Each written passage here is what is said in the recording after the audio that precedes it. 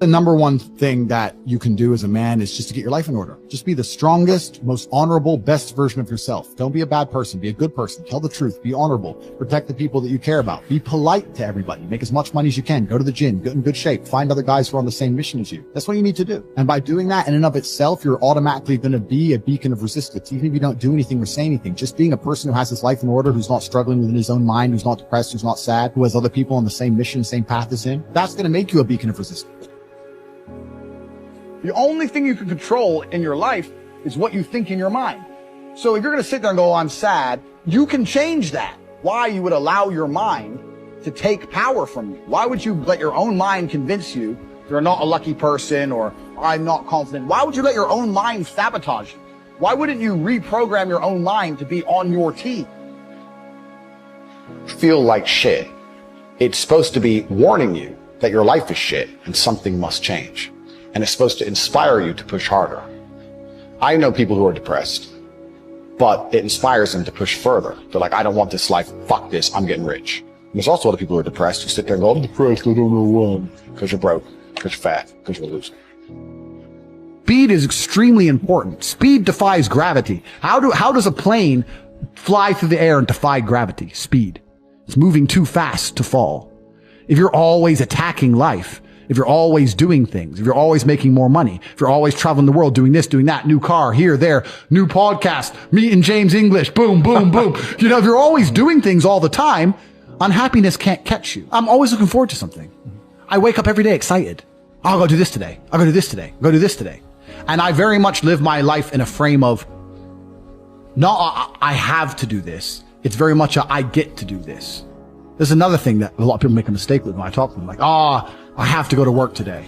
Change your language. I get to go to work today. Imagine you had no job. It'd be worse, right? Because otherwise you wouldn't be working.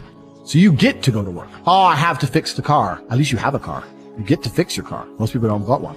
I have to go get the kids. You get to go get the kids because you have these beautiful children who love you. If you don't respect something, you can't value anything. If you don't value anything, you can't be happy. It's kind of like if you're in a car traveling at 100 miles an hour, it doesn't feel fast, right? But when you're accelerating to 100, it feels fast. That's how life works. It's not about being in a particular place. It's about getting there. That's the only part that's fun. So if you're born with it, then I think life can be kind of sad. And I'm not happy now that I have money. I'm happy that I've worked really, really hard, like you said, and achieved goals, whatever, whether they're kickboxing or financial or whatever. That's all life's about. You cannot stop. You cannot give up. Most of you are happy to be losers part-time. You want to escape. You don't want to be a loser anymore. But then that new video game comes out. I'll just play the video game. I'll just be a loser for 2 more weeks. Then I'll get back to trying to escape the matrix. It doesn't work that way. Because you jump in and out of complacency from I'm happy to be a loser and do loser things to I can't be a loser anymore. And when you jump in and out, you never get momentum. You cannot quit. You cannot give up. You need that momentum to break free. When a rocket is flying out towards the moon to escape the atmosphere, it doesn't fucking pause halfway up the sky, does it? No, it keeps going. Every single second there are things happening, conversations happening that you're not watching, information. That could be the one little piece of information you need to break out. It could be that one little sentence that changes everything. But it ain't easy. It ain't gonna be given to you on a plate. You're gonna have to work. You're in competition with the entire world. Everyone wants to escape. You cannot be lazy. No more video games, no more loser antics, no more dumb shit. You are finally in the right place at the right time. You are the only person who can make this work, and you're also the only person who can fuck this up. I say this all the time. Still have to do the work. A wage slave brokey. Don't be one of those people. Never quit. Never give up. And if you only exist amongst the money, you're gonna end up with some money. You are the sum of the 5 people you spend the most time with. Then why the fuck are you spending time with negative people? Or people who complain? Or unhappy people? Or unlucky people? Or negative people? Stop talking to them. It's a reality you have to curate. And when you get your shit straight, it affects your entire life. And men understand this. They say, I understand you're the sum of the 5 people you spend the most time with. Then why are you friends with all these fucking nobodies? Why are you friends with these losers? Why are you doing it then? Then you're accepting what you're gonna be. I love winners. I love winners. Show me a winner. I love winners all day long, my friend. That's who I want to be friends with. Winners. That's what I want to be friends with. I don't want to be friends with anybody else. I don't see the advantage to it. And that's how I've always created my life, and it's served me very, very well. And I refuse to accept anything else because negative energy is extremely sticky. If you have friends who are talking negative shit, try and fix them. It's your duty. But if they're sticking to their negative narrative, you don't have a responsibility to them to a degree to sit there and allow them to pollute your life. Because that's what they're going to do. You have to get to a point where it's like, goodbye. When you're playing chess, you take every single opportunity to exert power. That's how you win. If there is a weak square, you conquer it. If there is an undefended piece, you take it. If you can check his king, you'll check his king. You'll pin his pieces. You'll fork him. You'll do anything you can to exert power. You'll find a weakness and you will exploit it.